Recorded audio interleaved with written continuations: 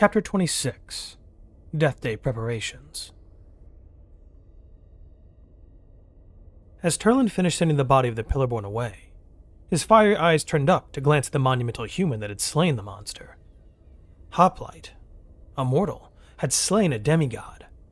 According to what histories remained from the previous ages, that had never been done before. True, Turlin could only go off the scraps of the past 9 ages, but those scraps covered millennia's worth of history, some of it being knowledge that only Turlin was privy to. Watchers from both the day and the night approached the spot where the Pillarborn's body had been. Turlin prayed they wouldn't question the fact that no ash remained after the immolation. If any did question, Turlin would have to make them disappear, lest his plans be at risk of exposure to the Harkal.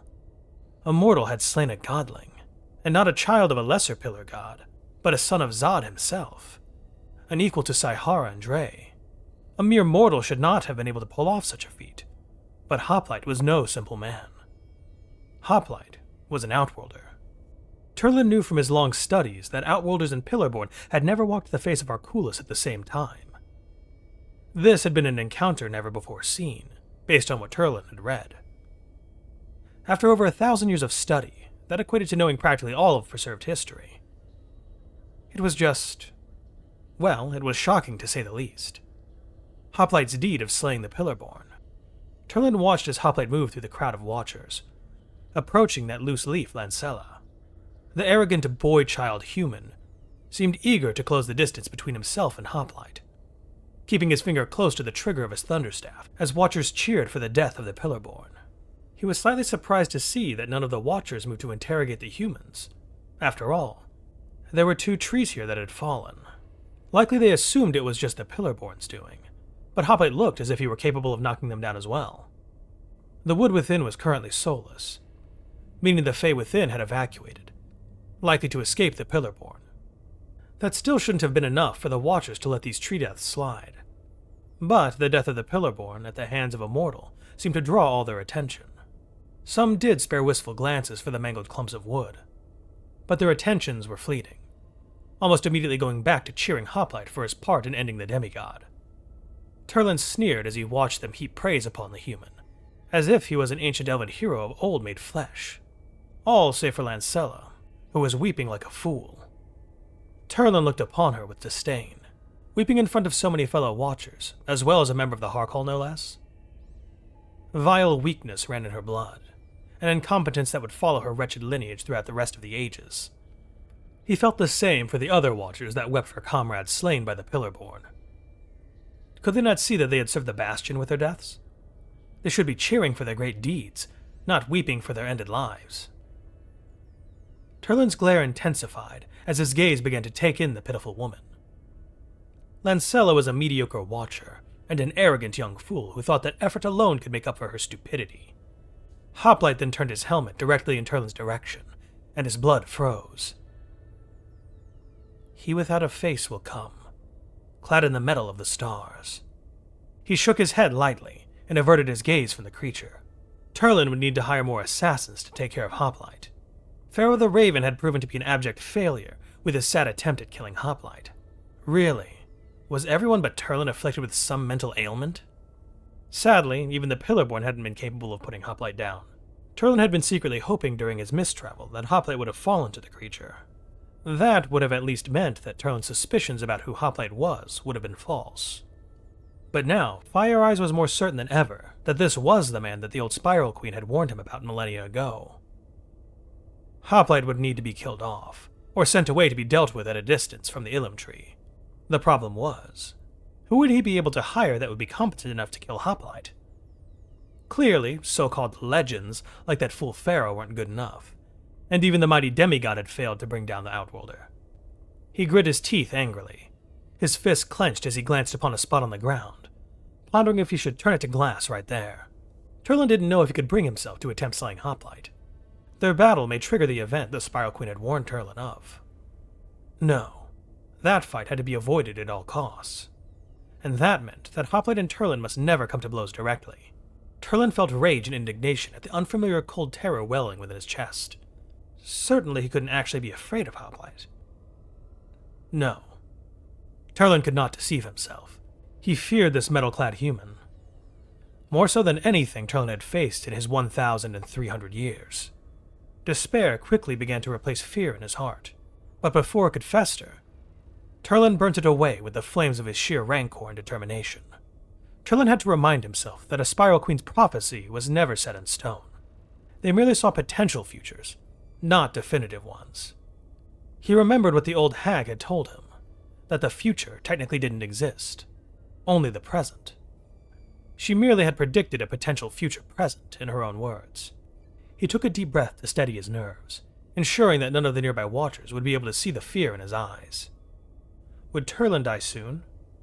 If Hoplite really was the one the Spiral Queen warned of, clad in the metal of the stars he will come, without face, without respect for your ways. The words of the distant past echoing through his mind, clear as the day he had first heard them. Turlin tried to stop thinking of his encounter with the Spiral Queen, but the rest of her prophecy seemed to follow after him as he began to leave. Once the fear was properly killed and buried, Turlin's rage was the only emotion left to be seen in his eyes. Watchers parted at his furious glare, the sound of cheers for Hoplite following after him, but not being near loud enough to drown out the next verse of the Spiral Queen's prophecy. He will come, bearing weapons unheard, and being short of word. When Turlin was well enough away from the gathering crowd of watchers, he drew foundation, building the House of Kyria to turn his flesh to mist. Turlin then sped through the forest as a cloud of translucent vapor, seeing more watchers darting toward the site of the Pillarborn and Hoplite's battle. Turlin flowed faster than even a prized Akandari horse could sprint, eager to reach his destination as quickly as he could. No watcher noticed Turlin's form, and he moved to avoid any that drew too close. Turlin would have no interruptions impeding him, for he needed to reach where he had sent the corpse as soon as possible. It was hard for him to rise any higher than ground level in mist form, but it was faster than simply running, and Turlin would not tire. He will come to burn the tree and bring death to thee. Turlin Fire Eyes, this is what I see.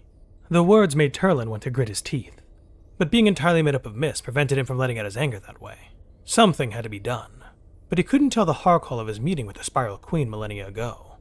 If the Harkmother even suspected that Turlin had spoken to one of those wretched hags, if she knew what Turlin was about to do with the Pillarborn, Turlin would be executed and stripped out of the histories. He would need to be more clandestine about this affair. Turlin would have to try and push and prod the Harkall to do his bidding for their own good. If he couldn't bring the Harkall to heel, the Ilum tree would burn, and he would not allow that to happen.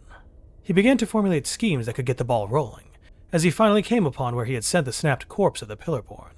He had teleported the body to the interior of his own personal living tree, one that not even the Harkall knew about. This would be for a different plot altogether, but it would be one that was also necessary for the preservation of the Ilum tree. Turlin would not change his course, no matter how forbidden or vile his actions might turn out to be. The fates of the Feywood and the Ilum tree rested on his shoulders alone. When he found the body within the tree, Turlin began drawing on foundation and building the House of Dandanola, before promptly tearing his own eyes from their sockets. Lance collapsed on her bed as soon as she passed the threshold into her room. Night had fallen, and the dim green light of retina seeped through her open window. The walls, ceiling, and floor were all made of the same gnarled wood as the rest of the interior of the living tree. Certain sections had been carved into and out of the wood, with the Fae's consent, of course, to operate as furniture. A chair sat next to a desk, seemingly grown out of the floor of her room. A shelf of old books filling a carved shelf above it. The frame of her feather-filled mattress was a square hole, cut deep and wide enough for the Akandari feather mattress she was currently being devoured by. It felt like it had been forever since Lance had been back in her tree.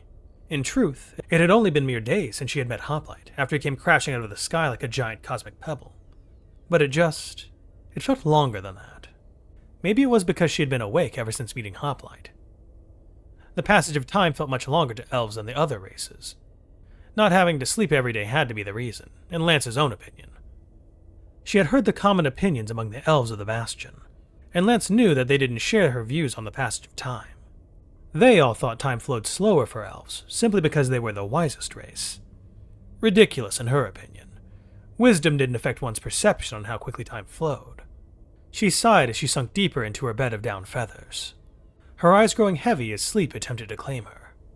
Normally Lance didn't tire out this soon after awakening, But with all that has happened, the starfall, the meeting with Hoplite, and the days of constantly fighting off fiends in the woods, the encounter with the Pillarborn, and the death of Moreau, it was all proving to just be a bit too much. She was bone tired, and the only solution would be to sink into unconsciousness. That would be nice, for today had felt like it had lasted 50 years. The first thing that happened after hearing of Moreau's untimely death was dealing with all the praise that had been heaped onto her for helping slay the Pillarborn. Hoplite and Michael had received their own fair share of praise, but Hoplite hadn't reacted at all to their words in the slightest. Michael had stayed cautious around the strangers, but eased up from having his finger next to the trigger of his rifle at least. Lance sighed and grabbed a pillow, pressing it to her face as the warmth of embarrassment rushed to her cheeks. That much praise from people she'd been trying to work to earn the respect of for centuries was unexpected and overwhelming, to say the least. Hearing their applause hadn't softened the blow of Moreau's death, however, and Lance had begun weeping harder once they noticed Lance's state and tried to comfort her. Then there was the meeting with the Harkall to request leave. Thankfully, Turlin hadn't been there. The Hark Mother had said that Turlin had not come back to the hall after he went after Tuji the Pillarborn. Perhaps Fire Eyes wanted to rest? That didn't feel right. Turlin always had a stick in his rear. He never missed hall duties, unless something really important was happening. Maybe he was studying the Ends of Ages by Marlego Arlun to better understand what the hall was going to face in the coming days. A rare book, that one. She hadn't been allowed to even touch. Though that was likely because it was in Turlin's possession, and Fire Eyes had a vendetta against her. Then again, Fire Eyes seemed to have a vendetta against everyone that wasn't him. Lance doubted if he would share any of his books with anyone, not even with the Hark Mother herself, if she were to ask. He was a selfish elf, that was to say the least. It was a good thing he wasn't there, really. For the Hall granted Lance a request of leave unanimously. She was still going to be responsible for keeping an eye on Hoplite if he had to pass through the Feywood again. But other than that, Lance was free to begin her, would the term be vacation? Yes, vacation. If vacations typically took place on cursed continents of unknown horrors, that was. Then there was the Death Day celebration she had to prepare for after coming home. Lance had made sure to complete all her weeping before the party, as to not taint the Mary with tears. She had readied her old Ilum Leaf dress for this occasion, pulling it out of a forgotten box covered with a thick layer of dust. It would be somewhat embarrassing to wear it tomorrow. The skirt was shorter than she remembered it being, ending well above the knee, and showing a bit too much shoulder to be proper. Yet this was the fanciest clothing she had, and Lance would not be wearing her watcher attire to the celebration. She had invited Hoplite and Michael, but Hoplite seemed intent on returning to his pod to restock on ammunition. Michael had simply shrugged and told her that he just followed the big guy, and left after Hoplite. Yet, Hoplite would get all that done tonight for certain, and he hadn't outright said no to appearing at the death celebration. It was not taboo for elven funeral parties to allow for outsiders to attend. The more people that were at a death party, the better. Human funerals, again from what she heard, were not like this at all. They kept outsiders away from the deceased, not allowing anyone to get to know the person who had died through the mouth of family and friends to help share the burden of mourning. It was strange to Lance, but who was she to judge? She was certain that humans would view elven funerals as strange and perhaps even offensive. She sighed again, removing the pillow from her face, staring up at the ceiling. It was a good thing she washed before this. Lance had been feeling sticky and gross for a long while before she had finally bathed. She felt like a new elf after getting cleaned, and her watcher's garment should be dry sometime tomorrow when the sun is high. Yes, while Lance's thoughts turned to mud as her green eyes began to follow the gnarled patterns of wood on her ceiling around in circles, until finally she fell asleep. When she next awoke, the night was just beginning to show its age, the sun only now starting to rise on the horizon. She sat up and stretched, feeling refreshed after getting a full 2 hours of rest. All the other races on Arculus had to sleep around 8 hours or more every day, as opposed to just once every 2 weeks. She struggled to think on how much time she would lose out on her life if she had to sleep that much. Humans especially loved their sleep. Really, humans were no different than cats, constantly napping. As she rose from her bed, Lance yawned. The weeping was done, and now it was time to get ready to party for Moreau. If Hoplite and Michael wanted to come, they knew where they would have to go to meet her. Lance stripped to her shift and donned the Ilum Leaf dress, seeing that yes, it left too much of her legs exposed. Perhaps not as risque as what an Akandari woman would wear, but still far too short for Lance's comfort. Besides that, the dress had two sections, with a purple winter Ilum Leaf making up the thin straps over her shoulders and hanging over her chest, and a green summer Ilum Leaf beneath it that attempted to cover her legs and midriff. A bit exposing for public wear, yes, but it was for a special occasion, and this was the most formal clothing she had on hand. Still, though, why was the skirt so short? Then it hit her. The dress was originally sized for when she was merely 15. Well, before her growth spurt. Of course, she would never have had a dress made that would expose so much. It was just that she had outgrown it. It had been over 200 years since she had worn it, so it was no surprise that she had nearly forgotten. Nodding to herself, she smiled. It was time to head to the death celebration for Night Watch Captain Moreau, and she was going to party like never before in his honor. Before she went to the foot of the Ilum tree for the event, Lance would go to the place where Hoplite and Michael would meet her, should they decide to come. She walked a long while, her legs feeling chilly from the cool morning, until the heat of this short hike began to warm her up. Eventually, she came upon the clearing where she would meet the two of them, and here she would wait for an hour for the pair to appear. Lance had told them exactly where to find this place after they came back into the bastion. It was recognizable as well, for an Akandari carpenter had been contracted to build a fountain here in the clearing, a short wall of red brick encircling the magnificent white marble construction. Flowers of all kinds surrounded the fountain, water lightly sprinkling the colorful petals as it spewed high in the air. No one but Lance was in the clearing. How many watchers had been slain that elves would be absent from this spot? It was a very popular gathering place. But she supposed that the potential end of the world and several Death Day celebrations would likely be occupying everyone's time. Lance adjusted her skirt and leaned back against the waist-high brick wall. And she waited. She waited for 10 minutes, then 30. And finally, when she was about to take her leave to head for the location of Moreau's Death Day, they appeared. Lance saw Hoplite first, clad in his armor as always, the black plates catching the morning light of the rising sun with a glint.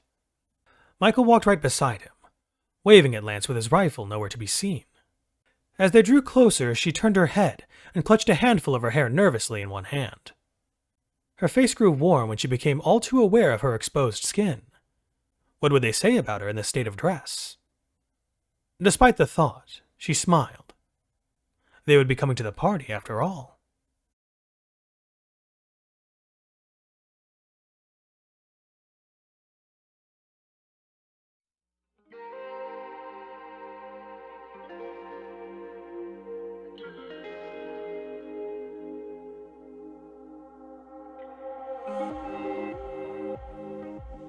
Hey everyone, thanks for watching.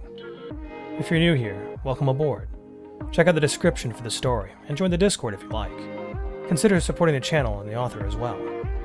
It's a dangerous world out there, but remember to be brave and look up to seek the stars.